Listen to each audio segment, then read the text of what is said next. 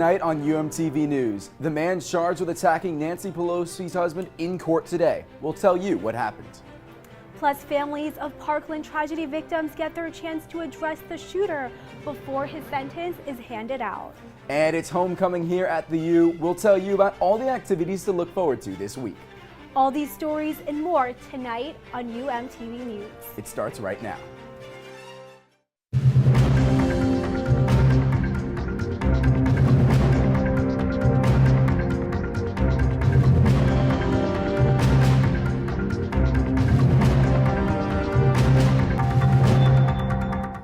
Hello and welcome to UMTV News. I'm Cal Friedman. And I'm Bela Mudgill. Thank you for joining us tonight. David DePape pleaded not guilty in his first court appearance today. He is facing several felony charges after breaking into the home of House Speaker Nancy Pelosi over the weekend. Her husband Paul was hospitalized after he was beaten with a hammer. House Speaker Nancy Pelosi says her husband Paul is, quote, making steady progress on what will be a long recovery process. It is really disturbing for people who are serving our government, our cities, our counties, our states, our nation, have to put up with this nonsense, and we need to say enough on this. David DePape allegedly broke into the Pelosi house early Friday and attacked Paul Pelosi, fracturing his skull and injuring his hands and arms. It appears as though this was based on his statements and comments that were made in that house during his encounter with Mr. Pelosi, that this was politically motivated. According to the federal criminal complaint, DePape said he was going to hold Nancy Pelosi hostage. If she told him the truth, he would let her go. If she lied, he was going to break her kneecaps. Dangerous rhetoric is something that divides our country, regrettably, and that division is itself can be a threat that our adversaries, nation states, exploit. Some high-profile Republicans, including Senate Minority Leader Mitch McConnell, condemned the attack, but other lawmakers are still concerned about potential threats. It's very sad to see that we are once again at a point in history where people believe that it's okay to express their political sentiments through violence. And so I think it really demonstrates that we have to calm things down.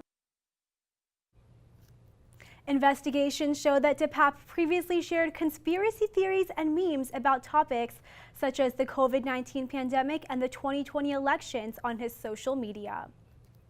The Parkland, Florida shooter is set to be sentenced to life in prison without parole. In 2018, Nicholas Cruz killed 17 people at Marjorie Stoneman Douglas High School and sparked a national conversation about gun control. Today, victims' families had the opportunity to address him in court.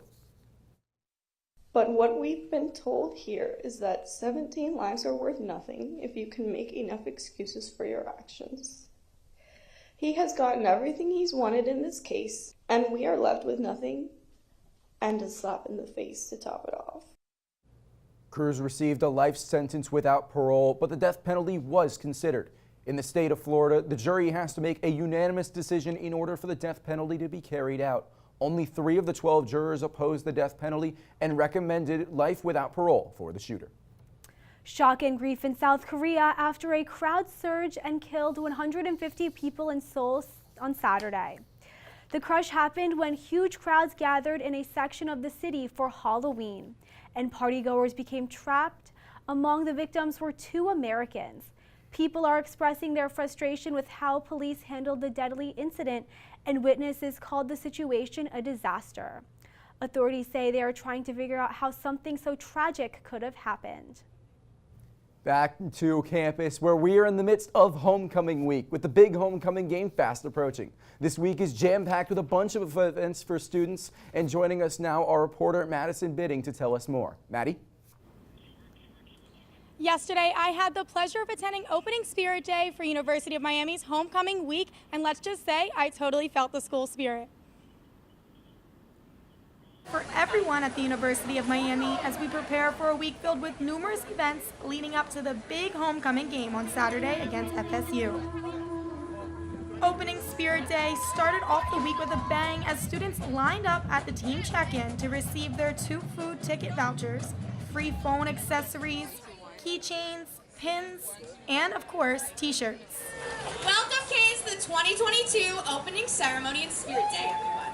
We are ready to press play and kick off this week. So definitely my favorite part is everything really, but the way it sets the tone for the rest of the week. It builds the community on campus, and it's so spirited and so fun. And that really, it sets it apart from other events. I mean, every event with Homecoming is so exciting and so fun, but opening is the beginning, so there's all the hype surrounding it, and everything really just, comes to fruition, all months of hard planning. The Frost Band of the Hour, joined by the Hurricanettes, put on a performance to really get the school spirit flowing, and of course, Sebastian the Ibis had to make his special guest appearance. I'm mostly excited for the week leading up to Homecoming, all the activities that we have, and including this pep rally today, and then the actual game itself, dancing at the game, and just seeing how excited everyone is to hopefully beat FSU. In the midst of the performance, students were able to enjoy all types of food and activity. The video game club featured Guitar Hero, where students were not shy about getting right in. Miami's Best Pizza was in attendance, where students traded in one of their ticket vouchers for a slice of pizza. Students were also able to pick from multiple different designs and colors to get their very own airbrush tattoo. Circus Eats made sure there was enough fried Oreos to go around to everyone on campus. I love being able to see everyone outside today. It makes me really, really happy with the busy schedule, being able to grab food with friends and see everyone super social. A big blow-up basketball game, ice cream, candied apples, and cotton candy. It's safe to say students had a plethora of choices for their opening Spirit Day. I think opening ceremonies means the start to kind of an end for me. This is my last year as a senior, and honestly this day means the most to me. It's bringing back tradition that we all care for, and it just continues it, and I'm so grateful to be a part of it. While some students may be upset this is their last opening Spirit Day, they have a busy week to look forward to, filled with many more homecoming events. We're going to have a great week. Please come to all the activities that are planned. There are many more events planned for this week, and I know many students are anticipating the big concert here at the Watsco Center Thursday night. But this is all in time for the big game on Saturday against FSU. I'll for sure be there, and I hope to see you there as well. Reporting live for UMTV, I'm Madison Bidding.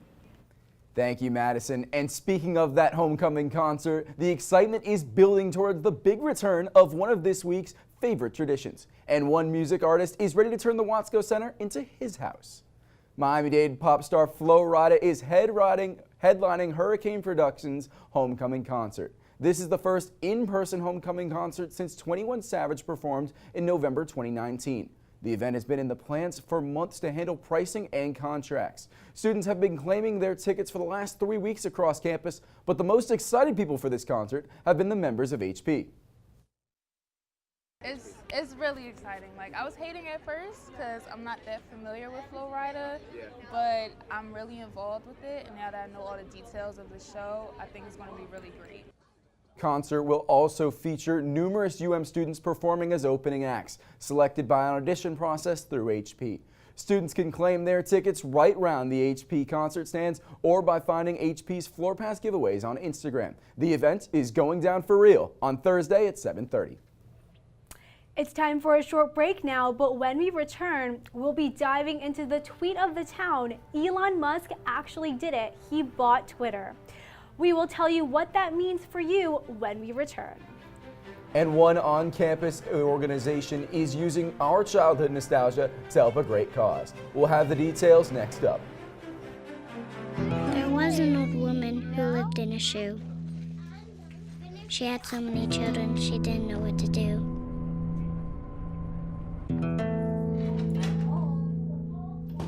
She gave them some broth without any bread and kissed them all soundly and put them to bed. Hunger is a story we can end. End it at feedingamerica.org. Thank you for staying with UMTV News. One social media platform is under new management as of this week. Last Wednesday, Elon Musk confirmed his purchase for roughly $44 billion. Musk confirmed the purchase of Twitter from his official Twitter, saying that, quote, the bird is freed. The Tesla CEO says he's planning on cracking down on the platform's hate and division amongst users. Other goals include trying to take down spam accounts created over the last 5 years and making algorithms determine how content is presented to its users. Musk also hinted at potentially reversing Twitter's ban on former United States President Donald Trump. Sports and Community Service, the organization that represents UNICEF at the University of Miami, recently got competitive for a great cause. Our reporter Amelia Darkea joins us now live to tell us about it. Emmy? Thanks, guys. Well, most of us may remember gym class in elementary school. We can associate either the feeling of total terror or absolute joy when our gym teacher would yell dodgeball. Well, one organization on campus is using that nostalgia to help those who need it most. UM biology student Anthony Dow likes to compete, especially when he's doing it for a good cause. With Hurricane Ian being such a recent event, so that was the main reason for coming out. And coming out they did. Anthony was one of the students who participated in a dodgeball tournament hosted by the club that supports and advocates UNICEF. The tournament was meant to help those affected by Hurricane Ian, which devastated Florida's west coast and killed more than 100 people. When we saw what happened in Southwest Florida, I really thought, hey, this is a great cause that we can do where we can do something that's fun and educational at the same time. By channeling the participants' inner child, organizers made sure their event stood out. Dodgeball was something that everybody seemed to enjoy, all counting to the last guy being out. And this was really just something that we can all really just share a fun bonding moment, really as if we were kids. And at the same time as we're doing that, something accessible and easy for everyone to do, and we were able to fundraise a lot. All teams brought their A-game and talent, but Anthony stood out as the last man standing. It was amazing. It was a lot of adrenaline. I didn't think I was going to come back. It was a 4v1, but I just made it happen. It was exhilarating. 8 different organizations showed up to this event, which is a wonderful and fun way to help those affected by Hurricane Ian.